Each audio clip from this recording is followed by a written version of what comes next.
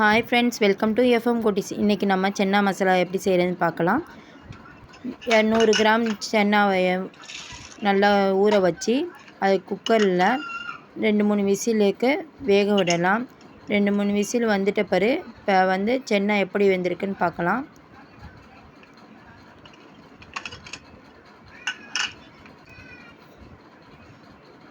சூடாக இருக்குது, நல்லா சென்னா வெந்துடுச்சு.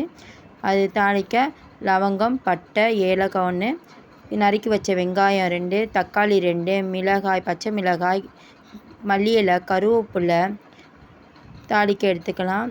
தேவையான மசாலா மஞ்சத்தூள், மிளகாய்த்தூள், மிளகுத்தூள், கரம் மசாலா, சீரகத்தூள், சென்னா மசாலா இருந்தால் சென்னா மசாலா, மல்லித்தூள் எல்லாம் எடுத்துக்கலாம். 2 ஸ்பூனு வானலியில் போட்டு எண்ணெயை ஊற்றி பட்டை, லவங்கம், ஏலக்காய் போட்டு நறுக்கி வச்ச வெங்காயத்தை போட்டுக்கலாம். 1 ஸ்பூனு இஞ்சி பூண்டு போட்டுக்கலாம். நம்ம எடுத்து வச்ச மசாலாவை தட்டிக்கலாம்.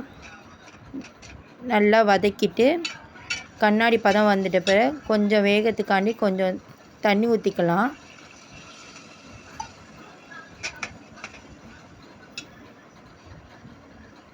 நறுக்கி வச்ச தக்காளியை போட்டுக்கலாம். பச்சை மிளகா 2, மல்லி இலை, கருவேப்பிலை அதையும் தட்டிக்கலாம். நல்லா போட்டு வதக்கிக்கலாம். நல்லா வதக்கிறதுக்கு முன்னாடி அதில் வதக்குனதை நம்ம பாதி எடுத்து வச்சுட்டு தேவையான உப்பு போட்டுக்கலாம்.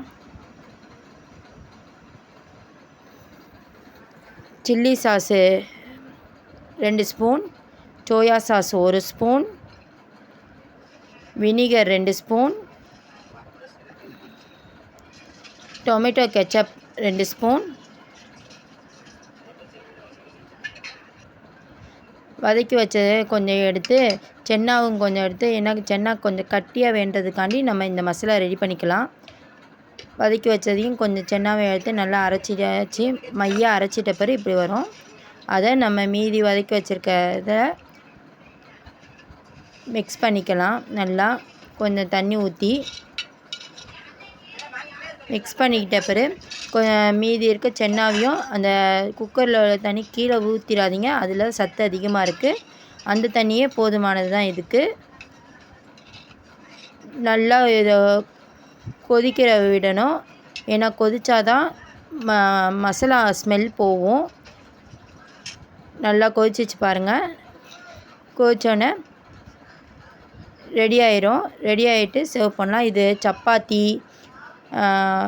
தோசை இது எல்லாத்துக்கும் சர்வ் பண்ணலாம். நல்லாயிருக்கும். ட்ரை பண்ணி பாருங்கள். தேங்க்யூ ஃபார் வாட்சிங்.